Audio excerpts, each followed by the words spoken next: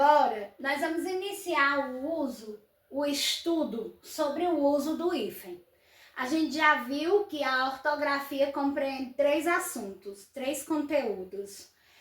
O emprego das letras, a acentuação gráfica e o uso do hífen. Hoje, nós vamos trabalhar um pouco sobre como se dá essa utilização do hífen, quando que ele deve ser utilizado, ou quando a gente pode fazer uso dele. Que são essas 3 situações. Primeiro, para fazer a união de vocábulos. Então, eu tenho 2 palavras distintas e eu faço a união dessas 2 palavras para formar uma outra, nesse caso composta.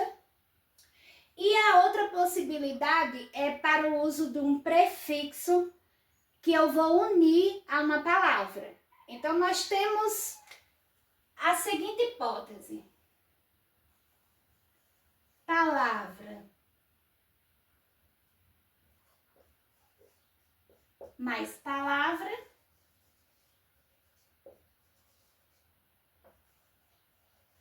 ou prefixo mais palavra. Por que a gente faz essa diferenciação? Porque palavra é diferente de prefixo.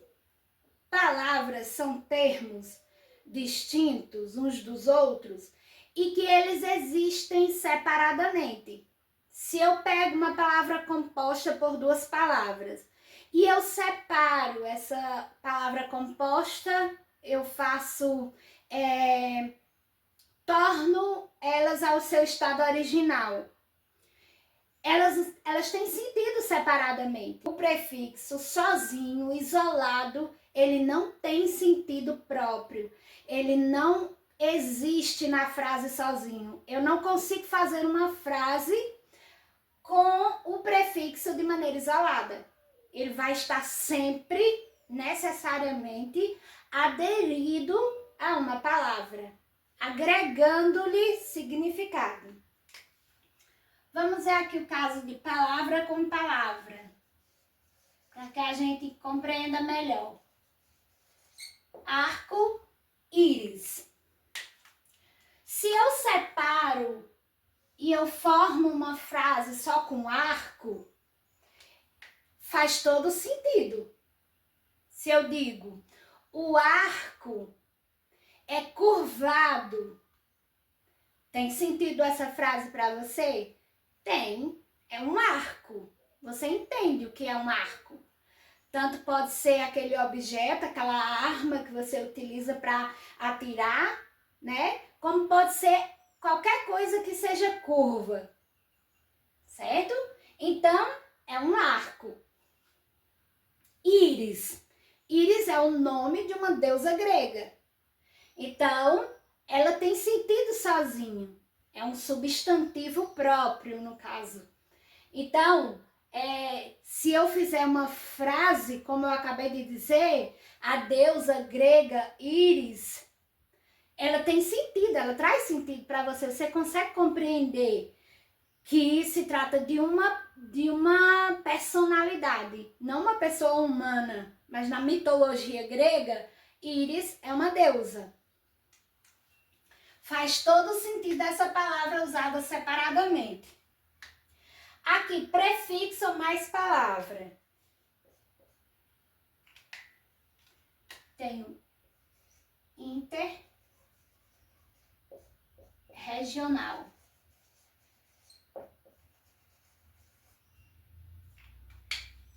A palavra regional, ela tem sentido completo. Eu posso fazer uma frase com a palavra regional. A nossa cultura regional é muito rica. Fez sentido para você o uso da palavra regional? Então, mas com a palavra inter, você consegue formar uma palavra, uma frase com sentido única e exclusivamente com esse prefixo? Não dá. Então, o prefixo ele é chamado termo preso. É um parasita da língua. Não tem vida própria sozinho. Depende de uma outra palavra para poder agregar-lhe sentido. Ok? Agora vamos para outra situação do uso do hífen, que é a colocação pronominal. Aqui nós vamos ter mais duas hipóteses: mesóclise e ênclise.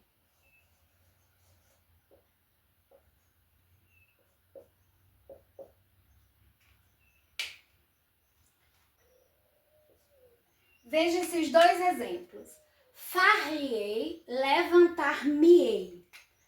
Olha o pronome aqui. Qual é a posição dele? Ele está no meio. Por isso, mesóclise.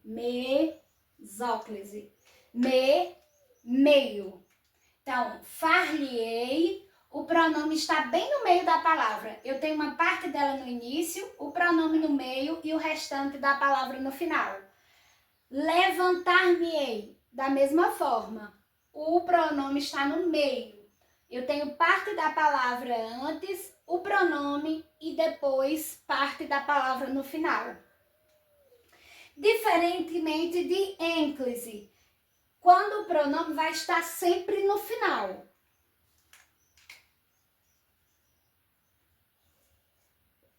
Aqui na palavra, amo-te,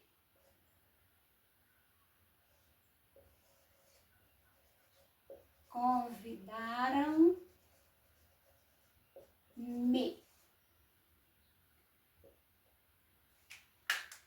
Olha o pronome aqui no final. Me e te. Amo-te, convidaram-me. O uso do pronome está lá no final. Então, nessas duas hipóteses, também aqui uma subdivisão da colocação pronominal, nós vamos fazer uso do hífen para separar o pronome de maneira que ele não fique colado ao nome. Vamos para a separação silábica, que é a outra situação. E a mais comum, a mais conhecida talvez, seja o uso do hífen na separação silábica, que a gente está mais habituado a esse uso. Digamos aqui que nós temos a palavra sapato, então vou separar as sílabas, fica assim, polvo.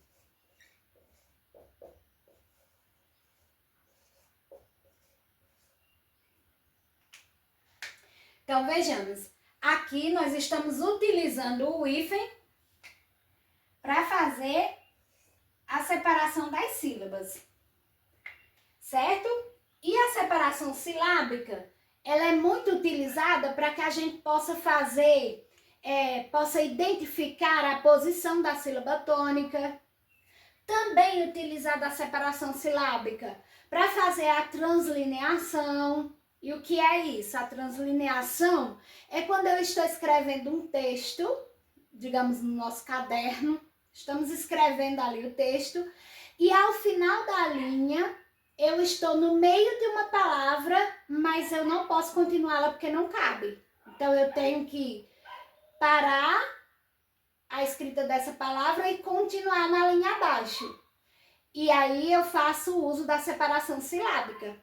A mesma regra que eu utilizo para a separação silábica de maneira isolada, eu vou utilizar para fazer a translineação. Estou escrevendo um texto, vejo que não dá para colocar a palavra completa ali, eu inicio ela, pauso no momento em que eu posso fazer essa separação corretamente e aí eu continuo escrevendo na linha seguinte. Neste momento do nosso estudo, nós vamos nos ater, nos preocupar com o estudo do prefixo mais a palavra, porque a gente vai se preocupar com o uso do hífen para unir vocábulos, a união de vocábulos. A parte da colocação pronominal ou da separação silábica, a gente vai ver em um outro momento. Nesse momento, por agora, a nossa preocupação vai ser com o uso do hífen para a união de vocábulos. E a gente vai iniciar pelo prefixo mais a palavra. Que ocorre algumas hipóteses, existem algumas regras para o uso do hífen quando estamos diante de prefixo mais palavra. E a primeira delas são os casos em que são obrigatórios o uso do hífen. Alguns prefixos, eles exigem a presença do hífen. Eles não dispensam de maneira nenhuma o uso do hífen. Que são esses casos: ex, pré, pró, pós, vice, além, a quem, bem, recém, sem, que estão aqui nessa categoria, né? Então, vamos ver aqui um exemplo. Ex-prefeito.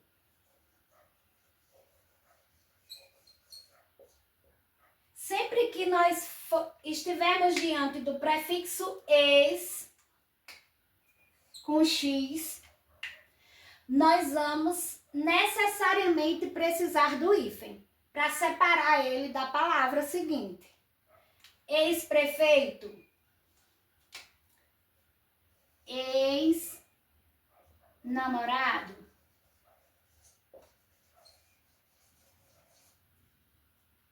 certo? O mesmo ocorre no caso dos prefixos pré, pró e pós. Pré-vestibular.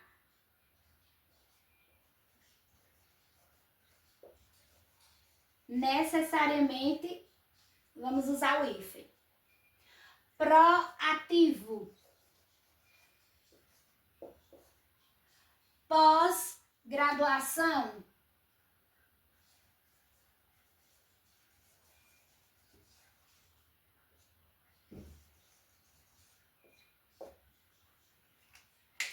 Vice-prefeito ou vice-presidente.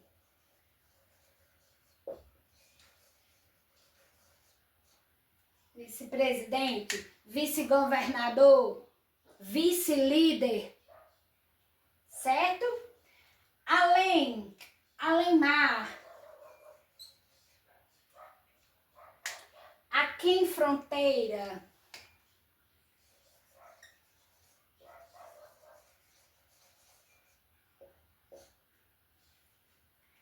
bem-vindo,